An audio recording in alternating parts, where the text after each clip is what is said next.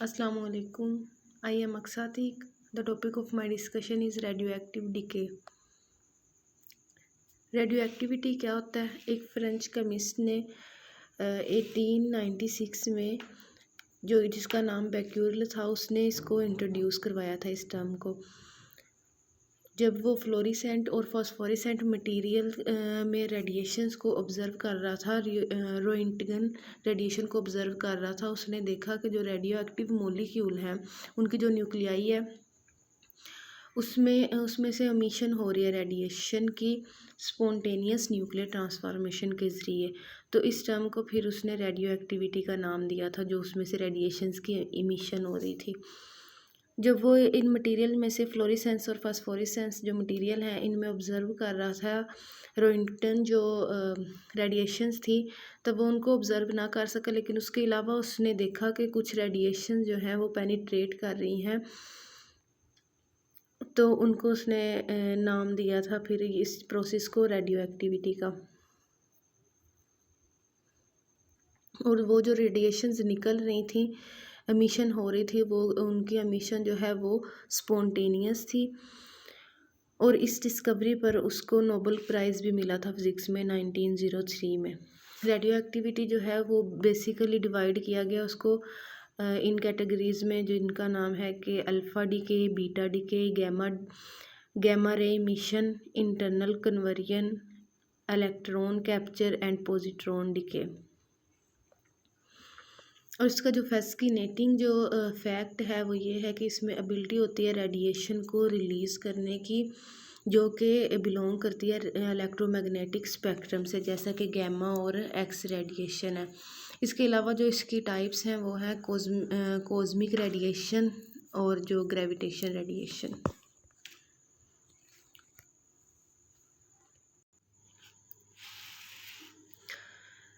आमतौर पे जो रेडिएशंस ये होती हैं जो एमिट होके आई होती हैं, इनके पास इतनी एनर्जी होती है कि ये एटम्स की आयोनाइजेशन करवा सकें। उन एटम्स की आयोनाइजेशन जिनमें इतनी एनर्जी नहीं होती जिनके पास कि वो अपने एटम्स को आयोनाइज कर सकें। तो आयोनाइजिंग जो रेडिएशंस होती हैं वो आमतौर पे ज़्यादातर जो है वो हार्मफुल होती हैं लिविंग सेल्स के लिए, जिससे ये होता है कि जो प्रोटीन्स और इम्पोर्टेंट टिश्यू मौजूद होते हैं लिविंग सिस्टम में वो डैमेज हो जाते हैं। आयोनाइजिंग जो रेडिएशंस होती हैं उनकी एनर्जी होती है 10 EV इलेक्ट्रॉन वोल्ट, यानी कि 10 इलेक्ट्रॉन वोल्ट, जो कि इनफ एनर्जी होती है एक इलेक्ट्रॉन्स को एटम में से रिमूव करने के लिए और एक आयन को प्रोड्यूस करने के लिए। रेडियो एक्टिव डिके किस लिए इस्तेमाल किया जाता है? जब कुछ एलिमेंट्स होते हैं वो स्टेबल नहीं होते, उनकी न्यूक्लियाई स्टेबल नहीं होती, वो अनस्टेबल फॉर्म में होते हैं, तो ख़ुद को वो स्टेबल फॉर्म में लाने के लिए रेडियो एक्टिव डिके करते हैं। रेडियो एक्टिव डिके एक स्पॉन्टेनियस न्यूक्लियर ट्रांसफॉर्मेशन है और इस पे प्रेशर, टेम्परेचर और केमिकल फार्म का कोई इफ़ेक्ट नहीं होता। और इसी इनसेंसिटिविटी की वजह से इसकी जो रेडियो एक्टिव जो न्यूक्लियाई है उसके डिके पीरियड और उसके जो मोड और एनर्जी है डिके की, उसके ज़रिए उसको करेक्टराइज़ किया जा सकता है।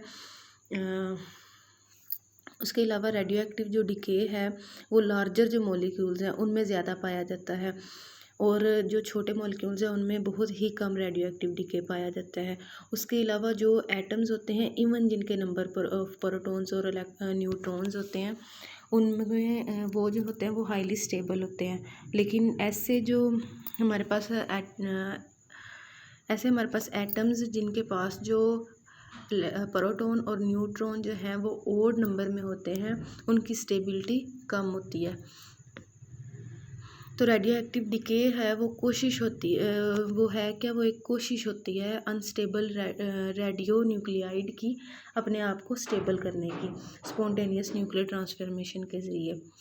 और वो इस तरह फिर एक न्यूक्लियर स्पीशी जो है वो दूसरी न्यूक्लियर स्पीशी में कन्वर्ट हो जाती है।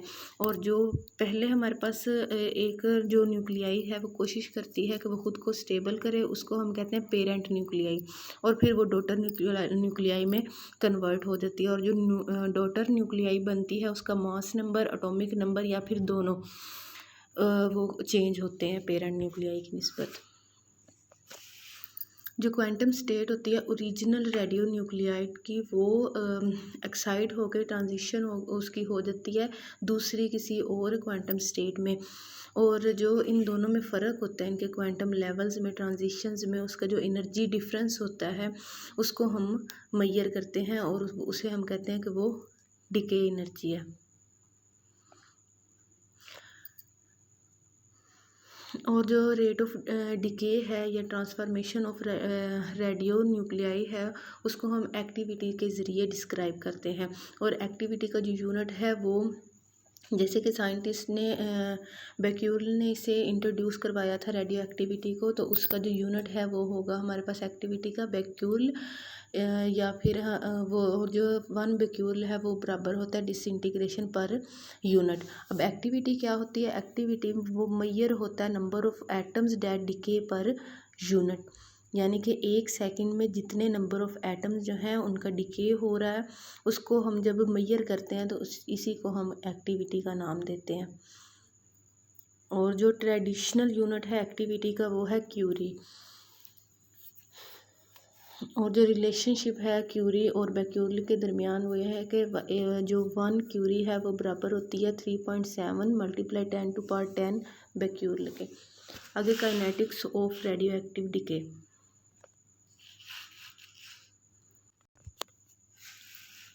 जैसे कि पीछे हमने देखा है कि जो rate of radioactive decay है वो किसी भी चीज़ पे डिपेंड नहीं करता, जैसे कि प्रेशर, फिज़िकल जो हमारे पास कंपोनेंट्स होते हैं, प्रेशर, टेम्परेचर या फिर कोई भी रेट लिमिटिंग फैक्टर है, उस पर डिपेंड नहीं करता जो रेडियो एक्टिव डिके है उसका रेट, लेकिन जो टाइम है उस पर ये डिपेंड करता है। The rate of decay in a given time interval decreases exponentially with time. तो ये टाइम पे डिपेंड करता है। Nuclear decay which is an irreversible transformation of unstable nuclei have a direct influence by time. तो जो unstable radio active nuclide है वो stable होने के लिए जब रेडियो एक्टिव डिके करती है तो उसका बहुत ज़्यादा इन्फ्लुएंस तो टाइम का बहुत ज़्यादा इन्फ्लुएंस होता है उस पर। तो टाइम जो है बहुत ही इम्पोर्टेंट फैक्टर है रेडियो एक्टिव डिके में। एक जो रेडियो न्यूक्लियाइड है कि जो अंडर को करेगी डिके को, उसको प्रिडिक्ट करना, उसकी पेशेंट को करना बहुत मुश्किल है क्योंकि वो टोटली डिपेंडेंट होती है टाइम के ऊपर। लेकिन जो एंड पे डिके होने के बाद जो हमारे पास उस अमाउंट बचेगी रेडियो न्यूक्लियाइड की, उसको हम कर सकते हैं डिटरमाइन।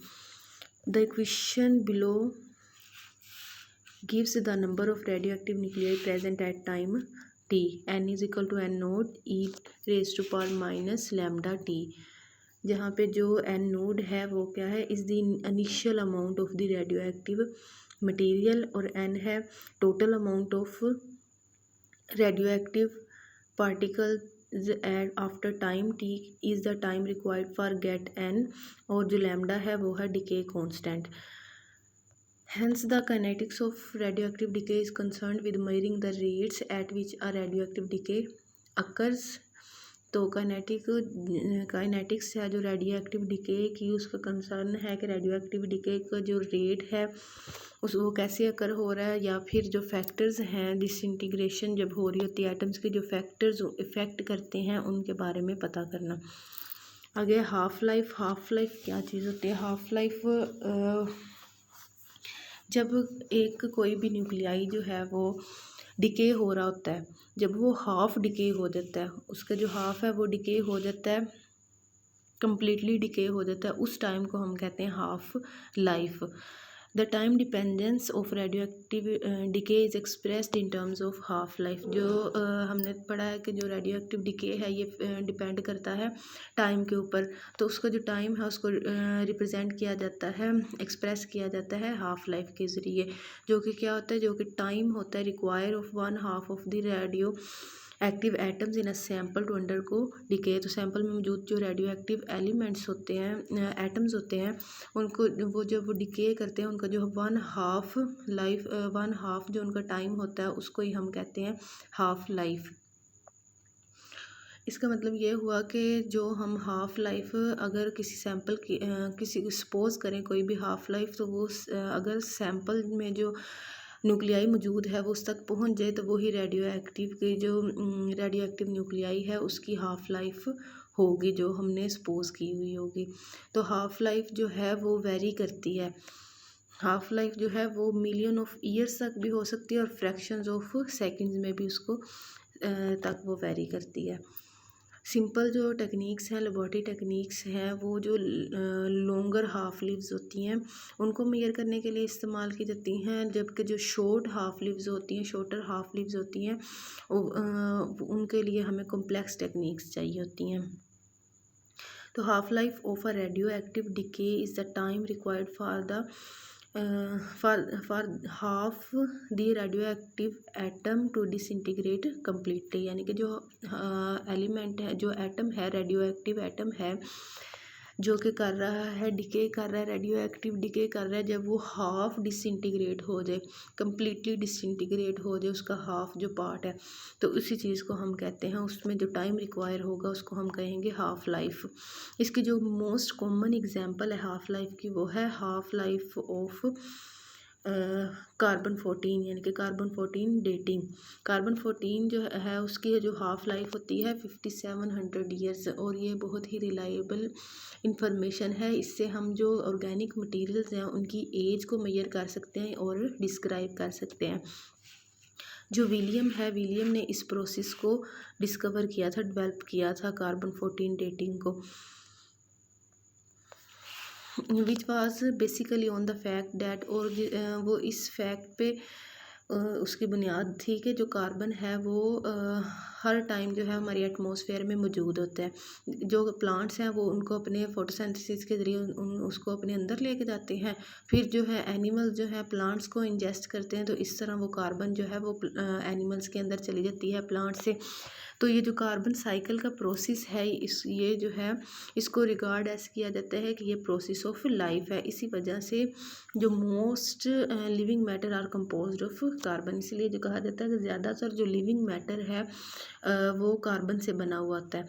जब एक हमारे पास प्लांट या फिर एनिमल है वो डाई हो जाता है, मार जाता है, तो उसमें जो कार्बन 14 है उसका डिके होना शुरू हो जाता है, और उससे फिर हमें वैल्यूएबल इंफॉर्मेशन मिलती है जो कि होती है कि एज कितनी थी उस एनिमल की, या फिर वो जो प्लांट है वो डाई हुआ है उसकी एज कितनी थी।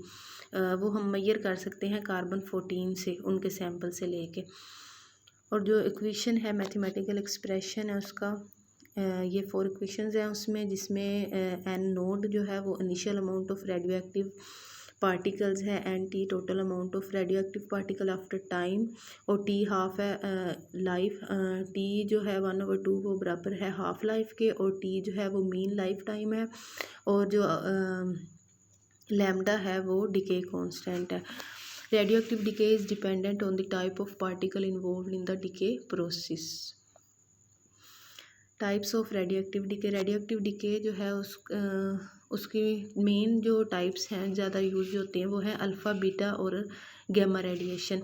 अल्फ़ा जो डिके है, अल्फ़ा डिके में जो हीलियम न्यूक्लियाई है उसकी एमिशन की जाती है, और बीटा में क्या होता है कि उसमें क्रिएशन या फिर एमिशन होती है इलेक्ट्रॉन्स की या फिर पॉजिट्रॉन्स की, या फिर इसमें प्रोसेस होता है इलेक्ट्रॉन कैप्चर का। और गैमा जो डिके है इसमें एमिशन होती है इलेक्ट्रोमैग्नेटिक रेडिएशंस की, जो कि मुख्तलिफ जो एनर्जी लेवल्स हैं एक ही न्यूक्लियस के उनकी ट्रांजिशन की वजह से आती है। और जो गैमा एमिशन होती है इसमें जो न्यूक्लियाई रिलीज़ होती है उसके ऊपर कोई चार्ज नहीं होता। Internal conversion is a situation whereby the nucleus loses its energy through interacting with the orbital electrons. जो इंटरनल कन्वर्जन होती है इसमें उसमें जो न्यूक्लियस है वो अपने ऑर्बिट के इलेक्ट्रॉन्स के साथ इंटरेक्ट करता है, और उससे ये होता है कि जो एटम में मौजूद इलेक्ट्रॉन होते हैं उनकी एक्सपल्शन हो जाती है, और नतीजे में हमारे पास जो एटम है वो आयन में कन्वर्ट हो जाता है इलेक्ट्रॉन के रिलीज़ होने से। एज मैंशनड अर्लियर कि जो टारगेट होता है रेडियो एक्टिव डिके का वो क्या होता है कि हमने अटेन करनी होती है उस एलिमेंट जिसकी वो उस एटम की जिसकी रेडियो एक्टिव डिके हो रहा है, उसका मकसद ये होता है कि वो पहले अनस्टेबल होता है और उसने स्टेबिलिटी को अटेन करना होता है। तो इसमें जो रिएक्शन हो रहा होता है उसका बैलेंस होना भी ज़रूरी है, यानी कि जैसे कि पहले मास जितना पेरेंट एटम का हो, बाद में रिएक्शन होने के बाद जो मास है डॉटर न्यूक्लियाई का वो भी सेम होना चाहिए।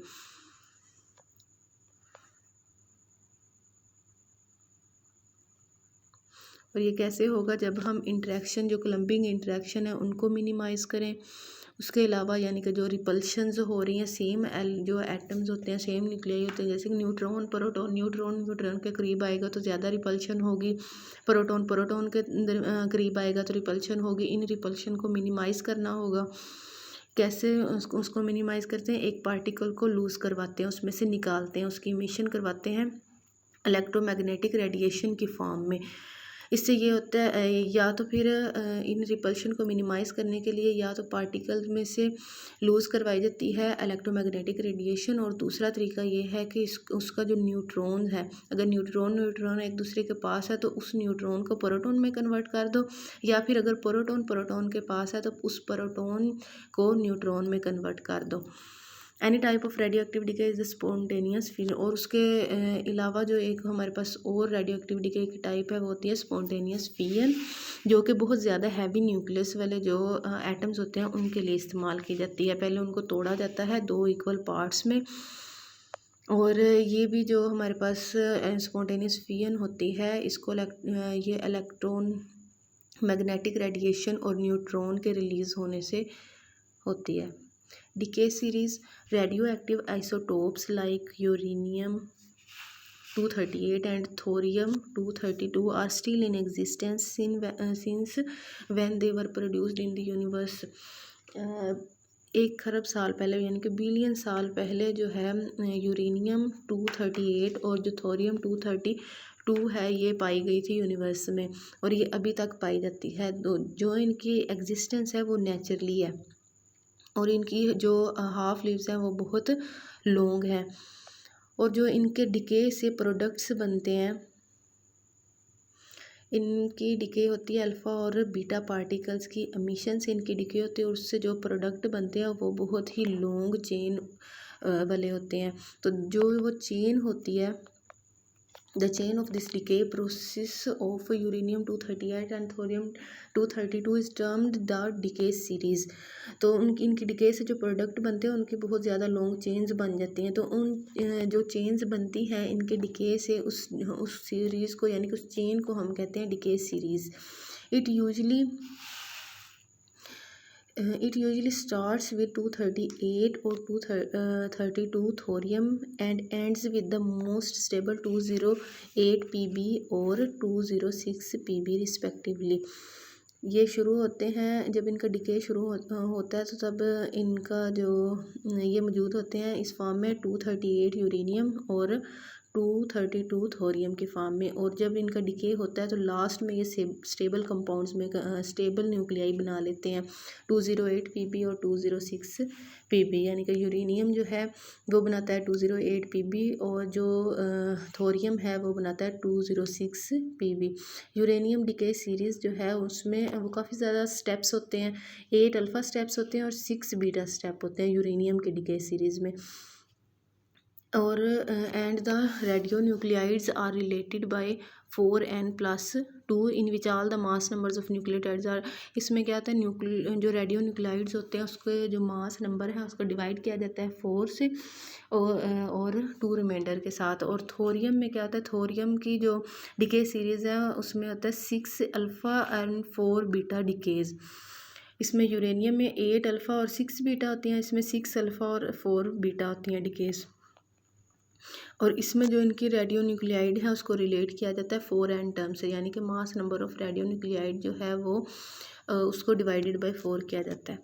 अल्फ़ा डिके क्या होता है, अल्फ़ा डिके जो है ये ज़्यादा जो बड़े एटम्स हैं उनके लिए किया जाता है, स्मॉल्स के लिए नहीं।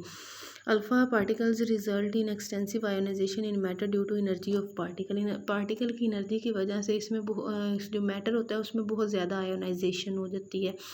और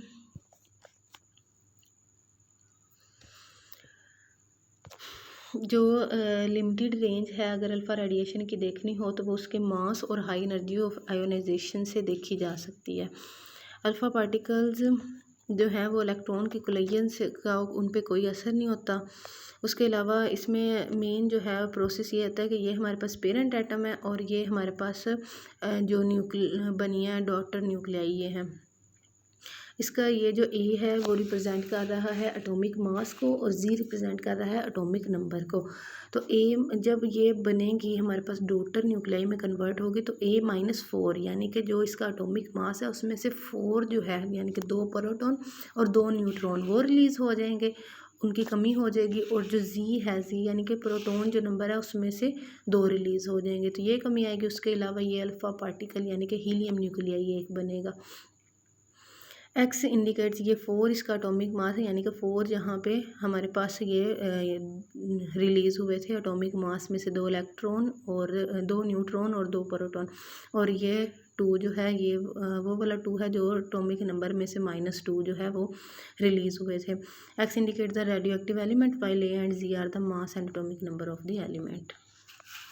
अब बीटा एंड पॉजिट्रॉन डिके इसमें क्या होता है, एमिशन होते हैं या इलेक्ट्रॉन की या फिर पॉजिट्रॉन की। पॉजिट्रॉन ये एक पॉजिट्रॉन है, इसका जो एटॉमिक मास है वो है 0 और जो इसका एटॉमिक नंबर है वो है +1।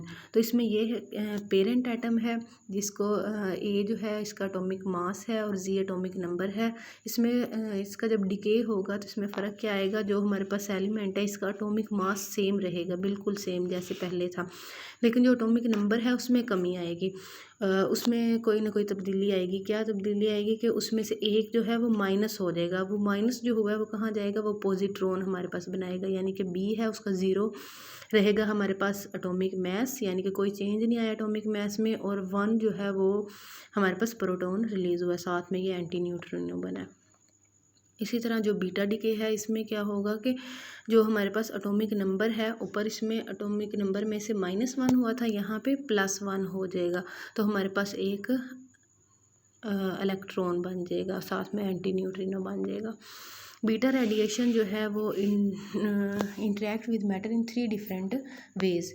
जो फर्स्ट वाला interaction with electron ionizes the atom by exciting the electron shell. Second one in जो ब्रेमस्टर्लिंग इफेक्ट है उसके ज़रिए इनकी इंटरेक्शन होती है। और तीसरा जो है वो बैक स्कैटरिंग की वजह से।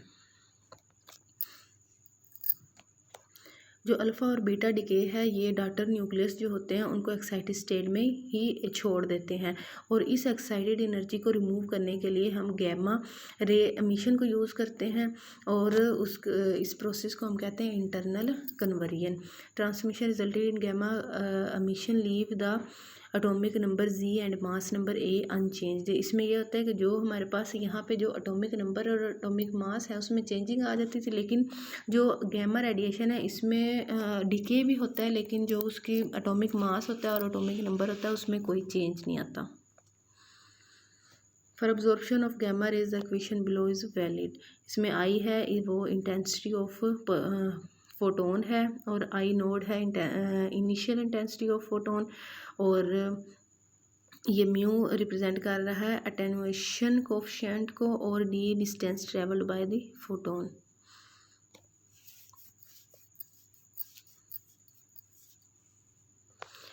अब न्यूट्रॉन का बहुत ही इंपॉर्टेंट रोल प्ले करते हैं न्यूक्लियर फिजन में। स्पॉन्टेनियस जो फिजन है हैवी न्यूक्लियस की जाती है, तो वो अनस्टेबल स्टेट में होते हैं, इसलिए फिर पहले उनको डिवाइड किया जाता है, फिजन यानी कि तोड़ना। Because neutron do not have charges, primary ionization by neutron is negligible since their interaction with electrons is very small. जो न्यूट्रॉन्स होते हैं उस पर कोई चार्ज नहीं होता, तो इस वजह से जो उनकी प्राइमरी आयोनाइजेशन होती है उसका जो इफ़ेक्ट है वो बहुत कम होता है, और इनकी जो इंट्रैक्शन है इलेक्ट्रॉन्स के साथ वो भी बहुत कम होती है। Internal conversion of orbital electrons with nuclear field of unstable atoms result to the injection of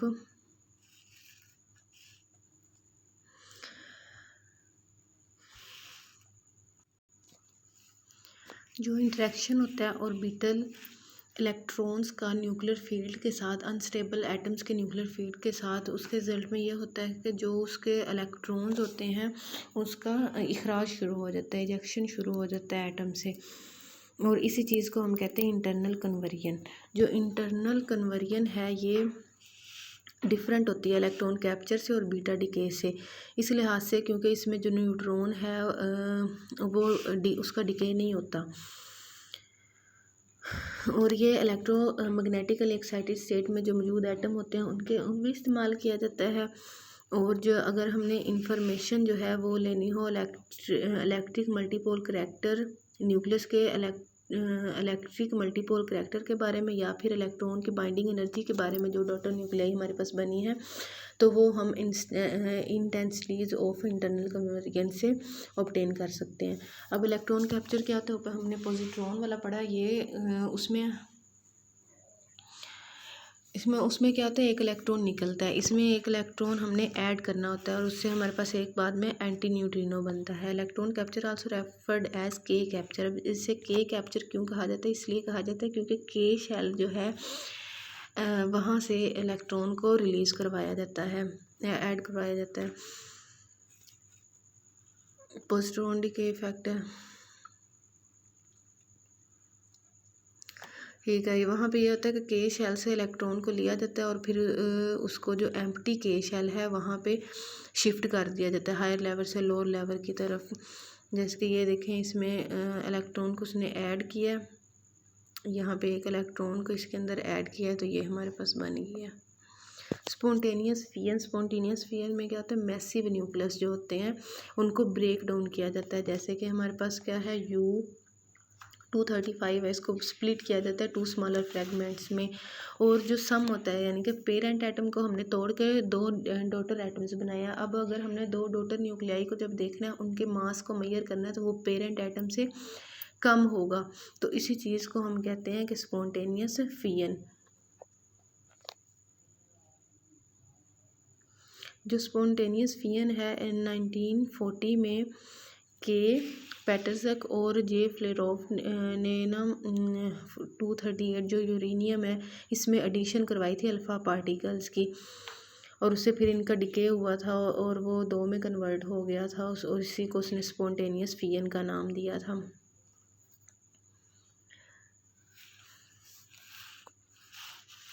इसमें स्पॉन्टेनियस फिजन में क्या होता है कि जो हाई एनर्जी वाले न्यूट्रॉन है उसको बम्बार्डमेंट की जाती है न्यूक्लियाइड के ऊपर, रेडियो न्यूक्लियोइड के ऊपर, और उससे क्या होता है कि वो 2 फ्रेगमेंट्स में कन्वर्ट हो जाता है। जो the neutrons from spontaneous how use inside, जो न्यूट्रॉन्स होते हैं स्पॉन्टेनियस फिजन से मिलते हैं उसको 2 चीज़ों में यूज़ किया जाता है, एक तो साइड रिएक्शंस में और दूसरा उसको न्यूक्लियर रिएक्शन में एनर्जी प्रोडक्शन के लिए यूज़ किया जाता है। स्पॉन्टेनियस फिजन जो है common in atom with large, जो स्पॉन्टेनियस फिजन है वो ज़्यादा जिनका एटॉमिक नंबर होता है उन एलिमेंट्स में पाई जाती है। यूरेनियम के अलावा जो है ये काफ़ी एलिमेंट्स हैं, यानी कि प्लूटोनियम जो है, थोरियम जो है, आइसोटोप्स ऑफ यूरेनियम, सब में जो है वो स्पॉन्टेनियस फिजन पाई जाती है। जो यूरेनियम 235 है ये ये नेचुरली पाई जाती है, इसलिए जो स्लो न्यूट्रॉन्स होते हैं अगर उनसे ये कांटेक्ट में आ जाए तो इसकी फिजन हो जाती है। लेकिन जो फास्ट न्यूट्रॉन्स हैं उनके ज़रिए इसको कैप्चर करना मुश्किल होता है।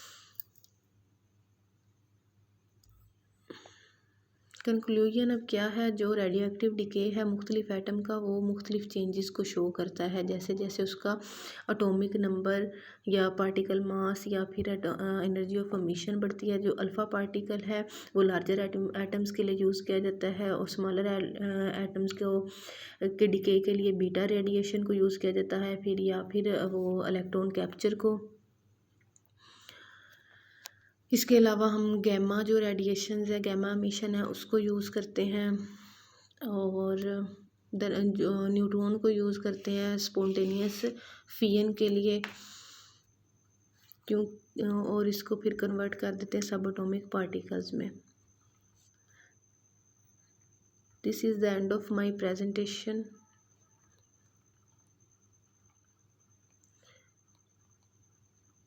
Thank you.